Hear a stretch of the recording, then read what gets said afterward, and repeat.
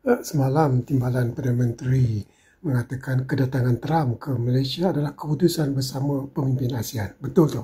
Sebagai pengerusi ASEAN, kita wakili semua. Dan 2 hari sebelum, tipikal Tok Mat mengatakan jemputan itu adalah kenduri ASEAN, bukan kenduri Malaysia. Tok Mat ni sekali perli podeh rasanya. Tapi itulah hakikatnya kan. Ramai mengatakan jangan bagi Trump datang, termasuk Ketua Pembangkang Datuk Seri Hamzah Zainuddin. Tapi Datuk Seri Anwar kata ini adalah diplomasi peringkat tinggi, peringkat kebat, bukan dasar untuk mendapat perhatian. Apa saya berkata demikian adalah bulan April lepas, Datuk Seri Anwar nak berjumpa dengan General Aung Myanmar kerana nak meleraikan masalah hantaran bantuan. Walaupun ketika itu ramai pemimpin ASEAN jangan jumpa, tapi Datuk Seri Anwar jumpa juga.